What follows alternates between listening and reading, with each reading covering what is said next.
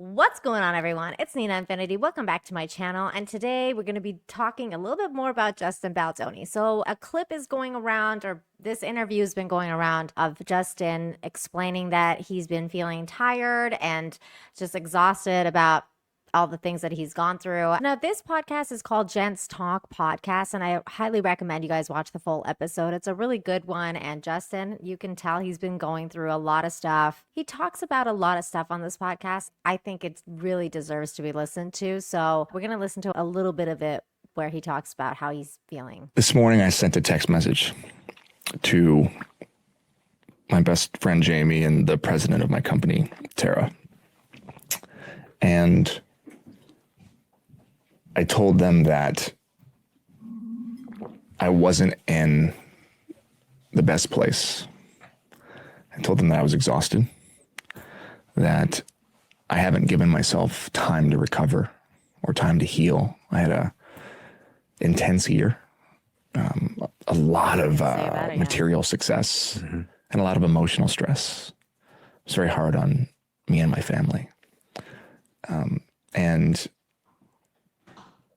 I wear a lot of hats, and I carry a lot, because I love what I do. I love the company I built, the brand that we've built. I love the people that work for us. I love the movies that we make. I love the impact that we have. And yet, sometimes it's easy to, as you said earlier, fall back into our programming and be swept away in the current of self and be kind of overtaken by the wave of success and opportunity. And I sent this text this morning, and I just said, I love you both. I just need you to know I'm not in the best place. I woke up at 4:30 this morning. My son's had the flu. I'm not feeling great. My heart was racing. I'm noticing that, I'm having some anxiety. And when I check in with myself, I realize that I just haven't given myself the time to heal from this year that I needed. Poor guy. So let's prioritize our time, and let's make sure that the things that we say yes to are things that we really feel will move the needle forward and can have impact. And I shared that with them. And then I texted my assistant and I said, hey, in the spirit of vulnerability, I just need you to know, because you are my right hand, I need you to know where I'm at emotionally. And I then shared that text message with him. And then I sent a similar text message to my publicist, Jen, who's here, by the way. And I bring that up because she asked me, what do you need to know about who I am? And who I am is a work in progress. And who I am is somebody who is always trying to be radically sincere and authentic to myself so that I can be of service in the best way possible and have the most impact. And sometimes I can get lost in the same way that everybody gets lost. But healing isn't linear, and growth isn't linear. And if you don't have setbacks, if you don't have plateaus, then you don't have the opportunity to regroup and to push forward. So I share that with you because while I look like I am all of those things, and on paper I am also just like everybody else in the sense that I take on more than I can chew. I overcommit. I say yes to things out of fear. I people please. Even now, absolutely.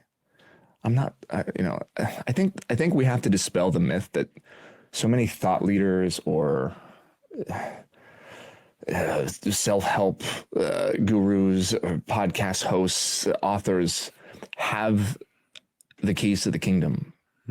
Like, we have to dispel the myth that that the grass is greener, that just on the other side, like if we can just get there, then we'll be in bliss and enjoying and happiness. So, yeah, that is, it's a little rough to listen to when you really know what's going on, which, by the way, if you don't know what's going on, I have made a timeline video of all of the things that have happened. So make sure you check it out. I'm going to be linking it and I'll link it in the description as well. When you know the things that he's gone through, it really makes sense why he's feeling the way he's feeling. And honestly, it's really sad because he just seems like a very genuine guy to me and a really sincere guy. And when he was talking about how he's a people pleaser, I can relate to that. And the fact that they were talking about programs and how we're programmed, how we're wired, I'm programmed that way. I'm wired that way. I have a be nice program. And my husband always used to say that people used to take advantage of me because I'm always trying to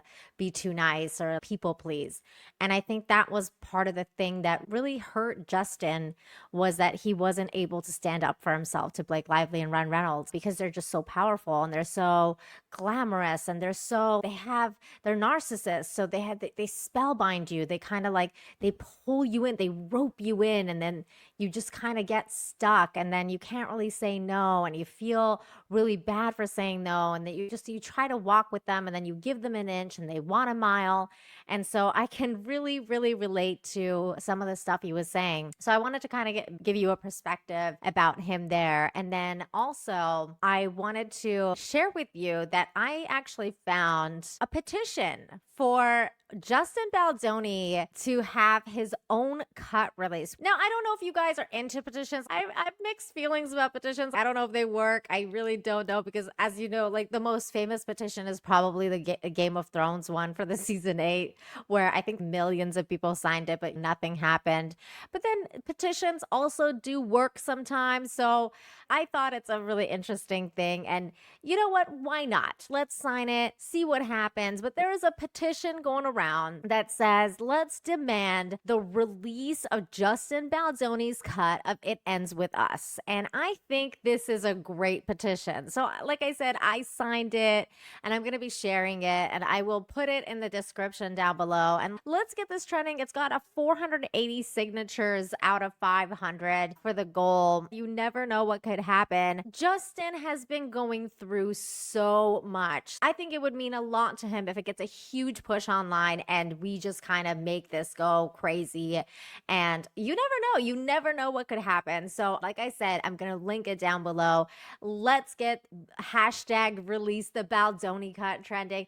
Let's learn from the Snyder folks that it's possible to get a director's cut released by the studios if you push hard enough. So it's been done before, people. We can do it too. Let's do it for Justin. There was also another mini update about his lawsuit, which apparently Blake Lively and Ryan Reynolds asked for an extension, and Justin Baldoni's team also responded to that. But the response wasn't a huge deal, but basically they said they agreed to the extension. They don't mind the extension. An interesting part, though, is here. So Blake Lively and them asked for the extensions and saying, so they replied, notwithstanding the Lively party's inexplicable refusal to consent to similar extension requests by the Wayfair parties and the throes of the Los Angeles wildfires, the Wayfair parties have no objection to the extensions sought by the Lively parties. So they bring up the wildfires. So that whole thing about them being served during the wildfires seems to be true. However, if the court extends the Lively party's deadline to amend their complaint to March 5th, 2025, the Wayfair parties respectfully request the court extend the Wayfair party's deadline to respond therein to April 16th, 2025. So basically they're saying we don't have a problem. Then apparently, I guess Blake and the Lively parties also claimed that Mr. Wallace's Texas action suffers from serious issues with respect to jurisdiction, venue, and claims. That's the lawsuit that was filed, the Texas PR firm that is suing Blake Lively now. If in Miss Lively's verified petition seeking a pre-suit position to Mr. Wallace's, Miss Lively acknowledges that jurisdiction in Texas is proper given Mr. Wallace's domicile. A true and correct copy of Miss Lively's petition is attached herein through Exhibit A. Notably, in her pleading, Miss Lively concedes that she lacks sufficient facts to state claim against Mr. Wallace, hence the need to pre-suit discovery. In summary, although the Wayfair parties take exception to many of the representations advanced in the Lively parties' letter, the Wayfair parties do not oppose their request for an extension and in turn request a corresponding extension of the Wayfair parties' deadline to respond to the amended complaint to April 16th, 2025. So that is the update about the suits. Like I said, I really want to get poor Justin his director's cut. We need to get the director's cut for this guy. Let's help him out. Let's get hashtag release the Baldoni cut trending. I think it'll be funny. Maybe Candace Owens will pick it up. Hey, Candace, get this petition going. Let's go. So that's it for this video. Thank you for watching, and make sure you smash the like, share the video, and subscribe if you're new here, because I will be doing more of these videos and updating as the lawsuit goes on, because I've been enamored by it. I need to know what's going to happen. Thank you everybody for watching, and I'll see you next time. Bye.